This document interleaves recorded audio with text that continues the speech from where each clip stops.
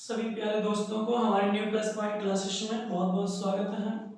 आज की क्लास एक स्टार्टिंग से आपको क्लास मिलेगी पॉलिटी की, जिसमें हम लोग पॉलिटी में संविधान के बारे में जानना स्टार्ट करेंगे। संविधान, कॉन्स्टिट्यूशन। संविधान यानी कॉन्स्टिट्यूशन जो बुक है। संविधान यानी समान सभी के लिए हो। संविधान एक किताब का नाम है, एक बुक है। इस संविधान में अगर भाग की बात की जाए तो 22 भाग दिए हैं। संविधान में, कॉन्स्टिट्यूशन बुक में 22 भाग हैं।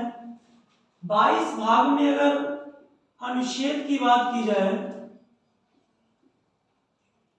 तो अनुच्छेद की संख्या 395 है मूल, बाकी एक भी करके तो बहुत है। मूल जो अनुच्छेद है वो कितने, 395। भाग है 22। और इसके बाद अनुसूची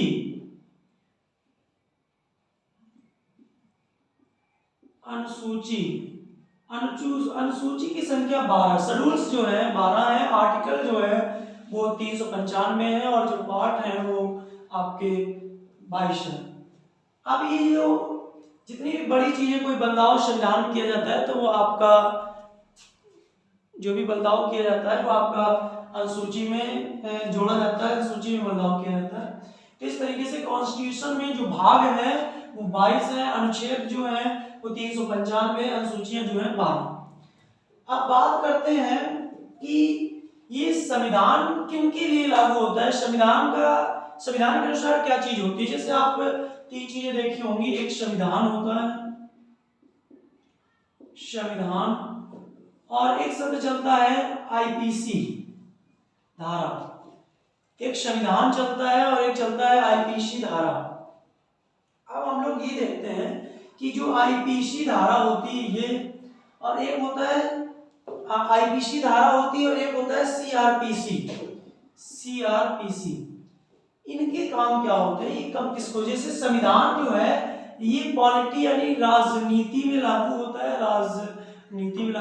और ये जो आईपीसी धारा ये इसके तहत पुलिस कार्य करती है।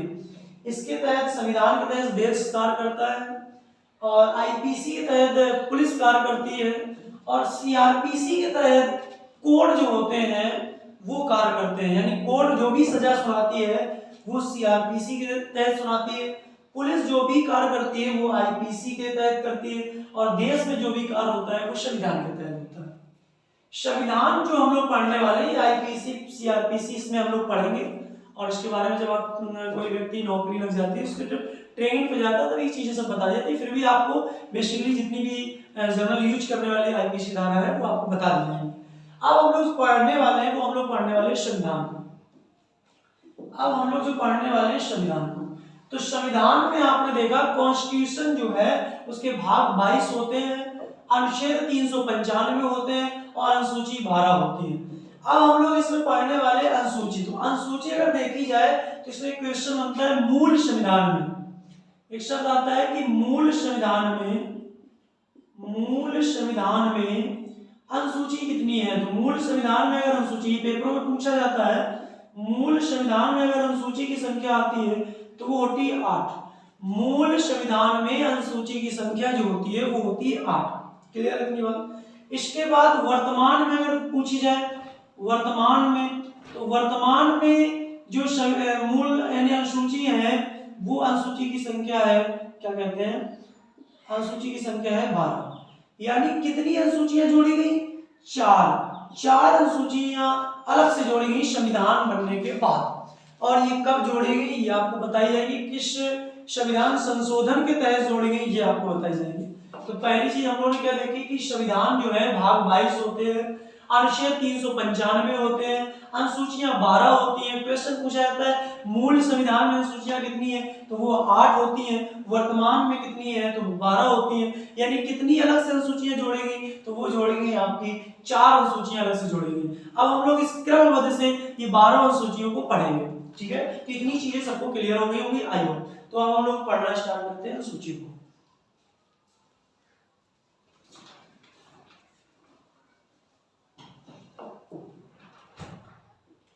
तो संविधान में जो अनुसूची की बात आती है, तो अनुसूची की जो संख्या होती है वो अनुसूची की संख्या इस समय है 12।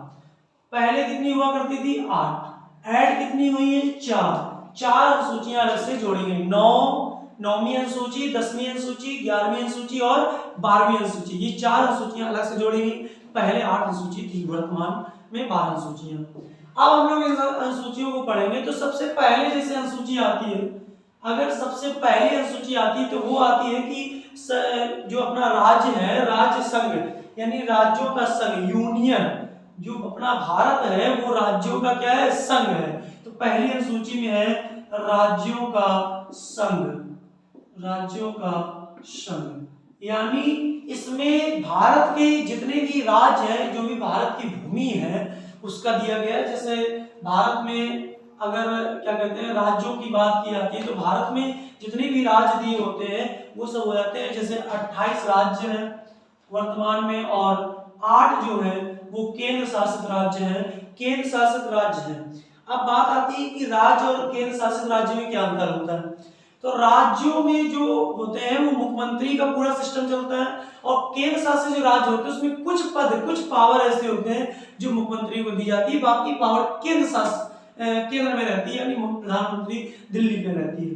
तो कहने का मतलब हुआ कि पहली जो अनुसूची है वो है राज्यों का संघ, यानी पहली अनुसूची में भारत के राज्यों का संघ दिया गया है, यूनियन दी गई है। तो भारत में 28 राज्य हैं और 8 जो है वो केंद्र शासित राज्य है। तो आई होप अगर बात की जाए तो पहली अनुसूची क्या है, राज्यों का संघ। पहली अनुसूची क्या है, राज्यों का संघ। राज्य कितने हैं 28, केंद्र शासित कितने राज्य हैं 8, तो टोटल कितने हो गए 36। कितने हो गए 36। दूसरा आता है वेतन।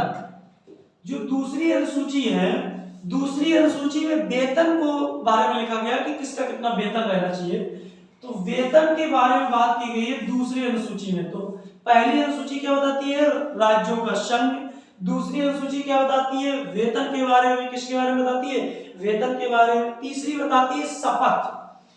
तीसरे में आता है कि शपथ, किसको कौन शपथ दिलाएगा, किस तरीके से शपथ ग्रहण जो किए जाते हैं जब पद पर नियुक्त किया जाता है। तो शपथ के बारे में जो लिखा गया है वो अनुसूची 3 में लिखा गया। तो पहली अनुसूची क्या होगी, राज्यों का संघ। दूसरी अनुसूची क्या हो गई, वेतन। तीसरी अनुसूची क्या हो गई, शपथ। अब चौथी अनुसूची जो आती है वो आती है राज्यसभा में जो आवंटन होता है सीटों का, कि किस राज्य से कितने राज्यसभा में सदस्य जाएंगे, तो वो बताता है अनुसूची नंबर 4। अनुसूची 4 जो है वो राज्यसभा की है, राज्यसभा के सदस्यों की है। इतनी बात क्लियर होगी। अनुसूची नंबर 5 जो है वो SC ST आरक्षण की है। SC और ST को जो आरक्षण है उसके बारे में दिया गया है अनुसूची नंबर 5 में। एक बार फिर रिपीट करते हैं। अनुसूची नंबर 1 राज्यों का संघ, अनुसूची नंबर 2 वेतन, अनुसूची नंबर 3 शपथ, अनुसूची नंबर 4 राज्यसभा में सदस्यों का आवंटन। इसके बाद अनुसूची नंबर 5 SC ST को आरक्षण यानी जो छूट है उनके लिए, वो SC ST के लिए, वो अनुसूची नंबर 5 में।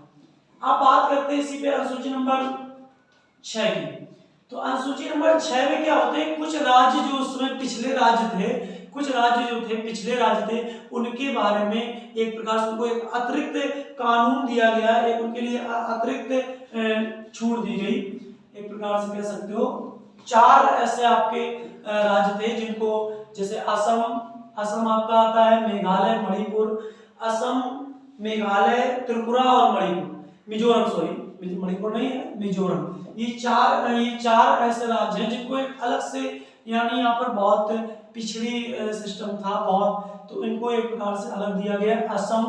असम के बाद मेघालय, त्रिपुरा और मिजोरम, यानी असम, मेघालय, त्रिपुरा, मिजोरम। तो कहने का मतलब हुआ असम, मेघालय, त्रिपुरा, मिजोरम, असम, मेघालय, त्रिपुरा, मिजोरम। असम, मेघालय, त्रिपुरा, मिजोरम, इनके लिए एक विशेष अलग से छूट दी गई। तो इस तरीके